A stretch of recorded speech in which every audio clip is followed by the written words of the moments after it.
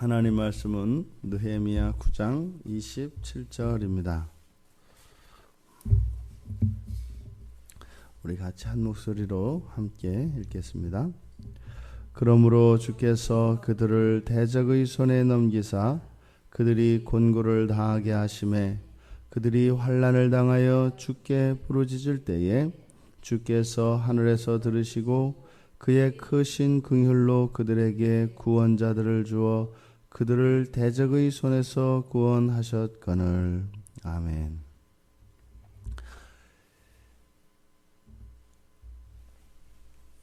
하나님을 향한 불순종과 배역, 그리고 하나님의 율법을 내어 던지는, 그리고 하나님의 말씀으로 돌이키게 하는 선지자들을 죽이는 이 모든 이스라엘의 악의 그 근원에는 신성 모독이 있다고 말씀을 드렸습니다.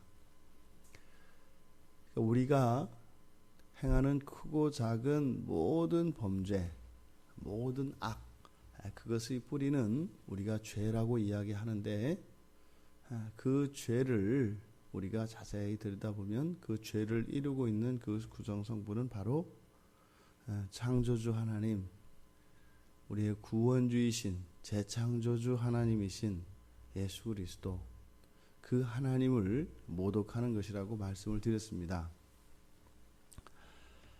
이러했을 때 우리가 하나님을 향한 신성모독으로 우리의 삶 속에 우리의 악함을 드러내었을 때, 그러한 신성모독의 대가는 하나님께서 대적의 손에 넘기는 것이라고 이야기를 합니다. 여기에 보면 상반절과 하반절에 대적의 손이라는 말이 두 번이 반복되어지는데요. 그러므로 주께서 그들을 대적의 손에 넘기사, 그리고 맨 끝에 그들을 대적의 손에서 구원하셨거늘.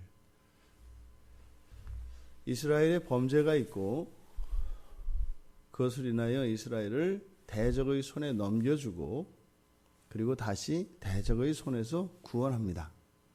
근데 그 중간에 들어가 있는 것이 곤고와 환난이라고 합니다.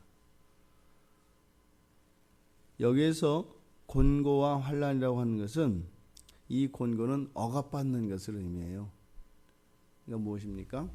우리의 뜻대로, 나의 뜻, 나의 생각, 나의 주장대로 할 수 없도록 억압받는 것을 말합니다. 그리고 환난이라고 하는 것은 내가 나의 뜻대로, 나의 주장대로 어떠한 일을 하려고 할 때 계속 방해에 부딪히는 거예요. 이것이 환난입니다. 여기서 곤고와 환난이라는 것은 꼼짝달싹 할 수 없는 그러한 환경. 또 뒤에 있는 환난은 무엇이에요? 내가 좀 나의 의지를 펼치고 내 뜻대로 무엇을 할 수 있을 것 같아서 움직이지만 순조롭게 형통하게 되어지는 것은 없고 어떻게 된다는 거예요? 계속 그것으로 인하여 반대와 저항과 불편과 여러 가지 난관에 부딪히는 것을 말합니다. 답답한 거죠. 이렇게 신성모독에 대한 대가가 대적의 손에 넘겨져서 곤고와 환난을 당하는 것이라고 했는데, 이것을 통해서 무엇을 깨달을까요? 이 세상은 죄를 지은 이후로 바로 이 대적들로 우리들에게 가시적인 적으로 나타나는 대적, 이것은 환경과 우리와 같이 생활을 해나가는 주변의 사람들, 또 사업의 파트너, 또는 함께 동고동락하는 가족이 될 수도 있고요. 모든 사람들이 됩니다. 근데 이 대적들로 나타나는 그 정체의 본질은 무엇이에요? 마귀요, 죄라 말입니다. 이 세상은 원래 아담의 후손으로 죄 아래 태어난 모든 후손들은 누구의 손에 있어요? 이미 대적의 손에 붙잡혀 있는 자들입니다. 그러니까 사실은 지금 여기서는 대적의 손에 넘겼다라고 되어 있지만 그 앞에 어떤 일이 먼저 일어나는 것이에요? 대적의 손에서 구원하신 일이 먼저 있는 거죠. 먼저 구원하셨고 죄를 지었을 때 대적의 손에 넘겼다. 이것은 적극적으로 하나님의 능동적 행위로 이렇게 넘겨주는 것으로 나타납니다만 사실은 그렇지 않죠. 우리가 죄를 짓는 상태, 죄를 지으며 살아가는 상태가 어떤 상태예요? 바로 대적의 손에 붙들려 있는 상태입니다. 이렇게 죄를 짓지 않고 다시 말해 하나님을 모독하며 신성을 모독하며 살아갈 수밖에 없었던 그들을 하나님이 창세전에 구원하실 예정을 우리의 역사 속에서 성취하셔서 그들을 구원하신다 이 말입니다. 그러면 어떻게 된 거예요? 이제는 대적의 손에서 벗어나 대적의 뜻대로 움직이지 않을 수 있게 된 거죠. 또 그들이 나아가야 할 길을 율법을 통하여 또 선지자들을 통하여 가르쳐 주신단 말이죠. 그들에게 필요한 것은 순종입니다. 그 하나님의 율법을 따라 살아가는 일이 완전하게 그 율법을 따라 성취해야 되는가? 역사를 보면 그렇지 않거든요. 그들이 순종하고자 할 때 하나님께서 길을 내어주시며 그들로 하여금 순종할 수 있도록 도와주시거든요. 그런데 포기하는 겁니다. 그러니까 지금 여기서는 하나님께서 그들을 대적의 손에 넘겼다 해서 하나님의 적극적인 행위로 나타나는데 실제적으로는 어떻게 되는 거죠? 그들의 선택이 그렇게 되어지는 거죠. 대적의 손에 넘겼다라고 하는 이 의미는 주권을 잃어버리는 것을 말합니다. 그래서 곤고와 환란이 그들에게 다가온다고 했지 않습니까? 근데 사실은 대적의 손에 넘겨져서 본인들의 이 이스라엘의 그 후손들의 자유가 다시 빼앗기는 것 같지만 사실은 그들의 자유를 가지고 하는 짓이보다 스스로 대적의 노예가 되어지는 것이다 이 말입니다. 그러면 곤고와 환란은 하나님이 주시는 것이 아니라 뭐예요? 자동적으로 자연스럽게 그들의 삶 속에 나타나는 겁니다. 그러니까 이 본문의 내용을 실제적으로 보면은 어떻게 되는 겁니까? 하나님이 구원하셨어요. 그런데 이 세상은 대적의 손에서 살아갈 수밖에 없는 자들이죠. 하나님이 그들을 덮으시는 겁니다. 대적의 손길이 미치지 못하도록요. 그리고 하나님이 먼저 길을 내셔서 그들을 인도하시는 거지 않습니까? 근데 지금 여기서 대적의 손에 넘겼다라고 하는 것은 하나님께서 은혜의 행위를 하나님의 은혜를 거두시는 것을 말합니다. 하나님이 이들을 적극적으로 내어줘서 곤란 속에 빠뜨리는 것이 아니라 무엇입니까? 하나님의 은혜의 손길을 거두는 것이 되죠. 그러면 이들이 무엇을 깨달아요? 하나님 손에서 벗어나면 그 삶이 어떠한 삶인지 알게 되는 겁니다. 어떻게 해요? 내 뜻대로 할 수 있는 것이 아무것도 없구나라는 걸 알게 돼요. 또 내 뜻대로 할 수 있을 것 같아서 하지만 어떻게 해요? 무엇 하나 방해받지 않고 걸리지 않는 게 없구나라는 것을 깨닫게 돼요. 그렇게 해서 이들이 어떻게 하게 됩니까? 다시 하나님의 손 안으로 들어오게 하시는 것이죠. 지금 그 장면을 여기서 그리고 있는 겁니다.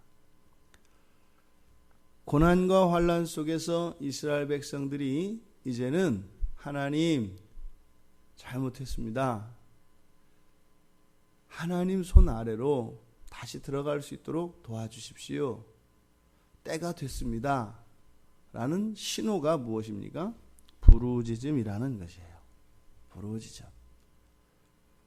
이 부르짖음은 사실은 불나방과 같이 스스로 뛰어든 불이다 이 말입니다. 들어가서 어떻게 해요? 날개가 타버리고요. 다리가 타버리고요. 고통을 느끼는 거죠. 그때 아이쿠 소리가 절로 나온다 이 말입니다. 그러면 하나님이 어떻게 해요? 즉각적으로 그들을 구원하시는데 그 원인이 어디에 있다? 주의 크신 긍휼에 있다. 하나님의 긍휼하심이 죄인들을 구원하게 하십니다. 자, 이것을 인과론적으로 풀면 우리가 보통 살아가는 이치로 콩 심은 데 콩 남은 거죠. 콩 난 거죠. 뿌린 대로 거둔 거죠. 죄를 졌으니까 그 죄의 벌을 받는 겁니다. 달게 받아야죠. 여기에 일어난 것은 하나님의 공의가 실현된 것이죠. 이 안에는. 그런데 이들을 구원하신 그 원인이 무엇이라고요? 하나님의 긍휼하심이라고요. 하나님의 긍휼하심의 뿌리는 하나님의 사랑입니다. 지금 여기에서 나타나는 것은 이 죄의 원인, 이들이 죄를 지은 그 죄의 원인보다 부르짖음이 더 중요하게 다뤄지고 있어요. 그러니까 이 부르짖음은 하나님의 긍휼하심, 하나님의 사랑이 작동하게 하는데 이것을 통해서 이루어지는 효과는 무엇이냐면 이스라엘의 불결한 것이 태워지는 효과입니다. 신자들이 당하는 모든 이런 곤고와 환난으로 인해서 겪어야 하는 불편과 고통, 이 모든 것들의 원인은 죄입니다. 근데 이 죄는 사적인 죄일 수도 있고 공동체적인 공적인 죄일 수도 있습니다. 그러니까 이 언약의 백성들의 모든 불결과 죄는 우리의 삶 속에 곤고와 환난이 일어나게 하는데 이것들은 하나님께 부르짖을 수 있도록 합니다. 그런데 우리가 항상 부르짖는 것은 아니지요. 하고 참을 때가 있죠. 신자들의 부르짖음은 하나님의 구원의 행동을 유발시킵니다. 그런데 이 부르짖음이 없을 때는, 즉 부르짖기 전까지는 우리의 죄에 대해서 완전히 뉘우치지 않는 것이죠. 그래서 결국은 우리 죄를 통해서 고난과 환난 속으로 우리가 뛰어 들어가며 우리가 그 안에서 고통을 겪으며 부르짖어서 하나님의 구원의 행동이 일어나기 전 동안 겪어야 되는 이런 고통의 순간들은 어떤 순간이에요? 바로 이스라엘 백성들의, 우리 신자들의 불결을 정화하는 기간입니다. 지금 이 본문에서 우리가 받을 수 있는 은혜는 무엇인가 하면 우리는 죄로 인해서 받아야 할 벌을 받는다는 거예요.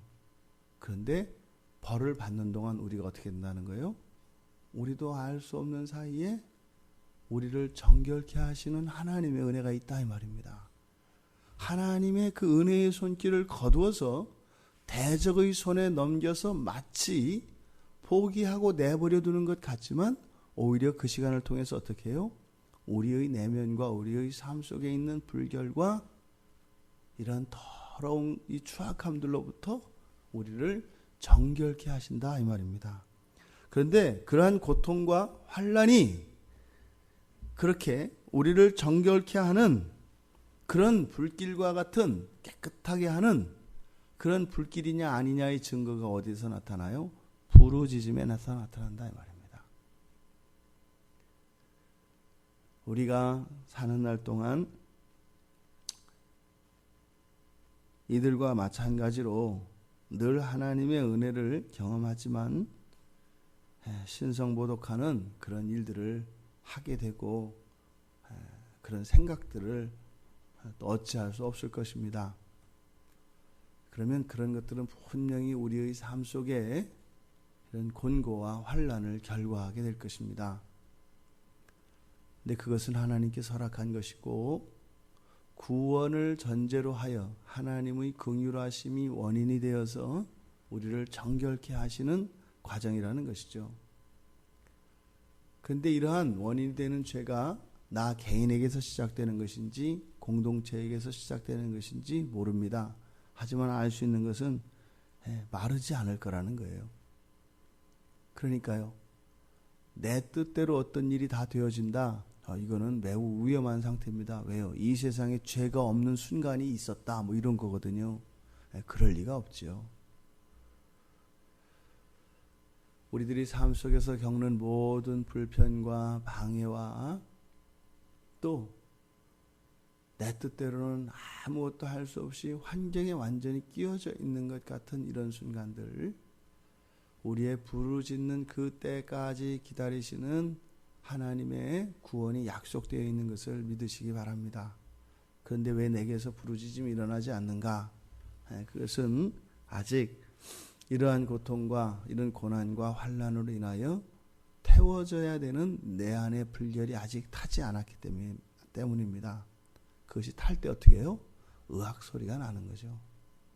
견딜만 하고, 그럴 때 오히려 더 우리는 부르짖기 이전까지가 훨씬 더 고상하고 훨씬 더 세상의 눈으로 보면은 인내심도 있고 의지력도 강한 사람처럼 보입니다. 근데 그것은 우리가 붙들고 있어야 할 것이 아니라 다 태워져야 하는 것임을 기억하시기 바랍니다. 그러니까 환난 자체 이런 것을